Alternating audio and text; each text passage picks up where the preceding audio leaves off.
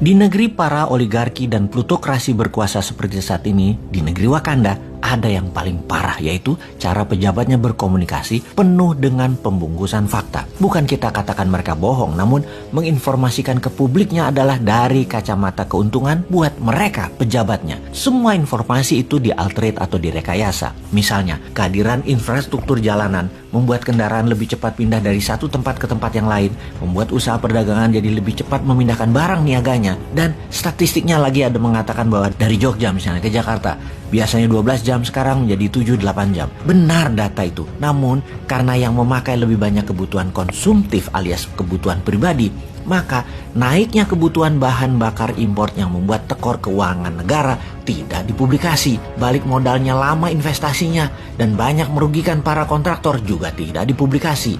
Ini maaf loh ya, cuman kritik bukan niat nyinyir, karena kita ingin memperbaiki cara bernegaranya, terutama komunikasi ke publik agar menjadi jujur, agar membuat masyarakat pintar, bukan membuat masyarakat bodoh. Kita semua tahu deh bahwa ada pejabat-pejabat di negeri yang saat ini memang disarankan mau jualan diri untuk menjadi kandidat presiden di tahun 2024 yang memang diprogram dan ditarget. Mereka itu salah satunya adalah SM, AH, ET, dan beberapa orang lagi yang didorong dan direstui untuk maju ke 2024. Karena itu mulailah siapapun, bukan para menteri incumbent tetapi para pejabat, mulailah menggunakan fasilitas jabatan untuk menjual diri kesuksesan, sampai award pun dibeli pakai anggaran Pemda dan anggaran departemen. Gak peduli mereka. Jadi apa yang mereka lakukan? Ya mengelola data ke publiknya demi kepentingan mereka, yaitu semua hal dibuat dramatis sampai lebay, bahkan over berlebih-lebihan sekalipun. Gak peduli mereka, toh rakyatnya bodoh. Misalnya kasus penerimaan pajak kali ini ya, bukan main, sangat dramatis. Kalah drama Korea, sangat bersejarah. Terlampir fakta, data, target pajak dan pencapaiannya di setiap tahunnya. Di 2016 targetnya 1,539 triliun, realisasinya 1,284 triliun. 2017 targetnya 1,45 triliun, realisasinya 1,339. Tahun 2018 targetnya 1,424 triliun, realisasinya 1,315. Tahun 2019 targetnya 1,577, realisasinya 1,332 triliun. Tahun 2020 targetnya 1,198 triliun, realisasinya 1,069. Kemudian tahun 2021 targetnya 1,229 triliun, realisasinya 1,23 triliun, 100%. Tahun 2021 ini bersejarah. Untuk pertama kalinya setelah bertahun-tahun, realisasi penerimaan pajak 100% lebih. Keren ya. Jadi, kalau kalimatnya melihat sepotong, 2021 targetnya 1,229 triliun. Realisasinya adalah 1,23 triliun, 100%. Itu prestasi.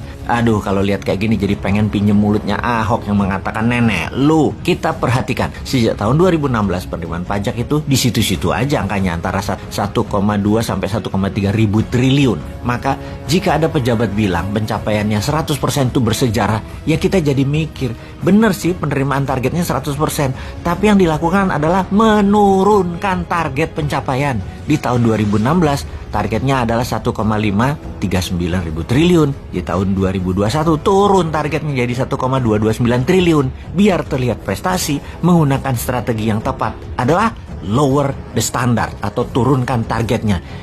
Berhasil deh memenuhi target 100%. Kalau mau lebih berprestasi, nanti tahun 2022 target turunin pajaknya jadi 1.000 triliun aja. Langsung pertama kali dalam sejarah kelebihan menerima pajaknya. Gue mangkel kalau udah kayak gitu tuh. Tapi ada satu hal yang saya apresiasi, yaitu para petugas pajak di bawahnya yang memang bekerja ekstra keras dan patut diacungi jempol. Kalian lembur banting tulang 24 jam sampai tipes-tipes mencari pendapatan negara. Di sisi lain ada yang banting tenaga 24 jam, kerja habis-habisan, menghabiskan duit negara. Pokoknya anggaran harus habis. Tuh dibanding ke luar negeri, buat agenda meeting yang 2-3 jam di Bali, di Labuan Bajo, bangun sumur di jalanan, peresmian, undang wartawan, bawa media, beli penghargaan tingkat dunia kalau perlu. Soalnya nanti kalau tidak habis anggarannya, tahun depan tidak dikasih lagi. Sungguh, itulah sisi belanja yang tidak bisa ditekan, malah dihambur-hamburkan untuk hal yang tidak produktif. Belanja negara ternyata tidak bisa dikurangi, malah naik. Karena itu, kalau mau jujur harusnya memberitakannya bukan keberhasilan 100% pencapaian pajak, tetapi anggaran belanja yang terbesar sejarah. Gapnya harus diakui bahwa selisih tahun 2022 adalah hampir 900 triliun, adalah terburuk sepanjang sejarah dan menutupinya pakai hutang. Tapi kan nggak mungkin, itu kan mencoreng gelar terbaiknya yang nggak bakal dilakukan lah. Nulis berita kok jujur, bodoh namanya. Punya jabatan, punya uang anggaran, dan punya dukungan mayoritas penduduk, ya harus dimanfaatkan toh. Demi populer, berita ya harus dikemas, dibalik-balik berdasar fakta, tapi dibuat dari sisi yang menguntungkan pejabatnya. Demi 2024, herannya masyarakat pendukungnya masih mayoritas. Kalau kita memberitahu kebenaran yang sebenarnya, dikatakan anti pemerintah. Cuk, ini nggak anti pemerintah, ini anti pembalikan fakta yang tidak mendidik utakmu.